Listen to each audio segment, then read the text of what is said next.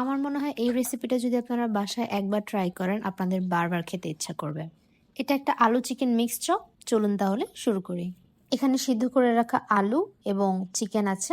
ফার্স্টে লবণ দিয়ে দিচ্ছি, এরপর আদা রসুন বাটা, জিরা আর হলুদ গুঁড়া চলে গেল, পেঁয়াজ কুচি, কাঁচামরিচ কুচি, বেশি করে ধনেপাতা কুচি এবং সবশেষে বেরেস্তা দিয়ে ভালোভাবে মেখে নিয়েছি। মাখানোর সময় আপনি খেয়াল করবেন অনেক সুন্দর একটা অ্যারোমা আসতেছে এবং তাতেই আপনি বুঝবেন যে এটা টেস্ট কত দারুণ আসবে। চপের স্টাফিংসের জন্য আমি কোনো ডিম ইউজ করিনি। এই ডিমটা বেসিক্যালি কোটিংয়ের জন্য।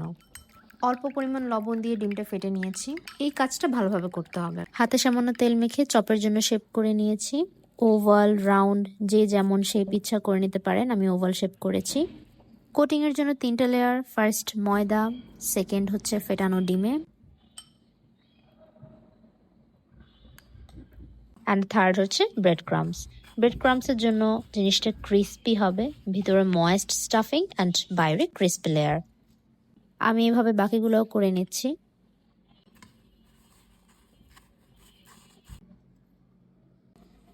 টোটাল 10 পিস হয়েছে, বাট ইটস নট এনাফ।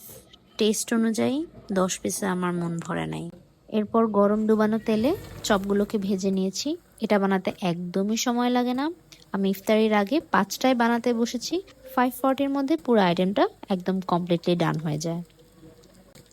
এমন ব্রাউনিশ একটা কালার আসার পর নামিয়ে নিতে হবে। প্লেটিং করার সময় একটা টিস্যু নিয়ে নেবেন, এক্সট্রা অয়েল অ্যাবজর্ব হয়ে যাবে।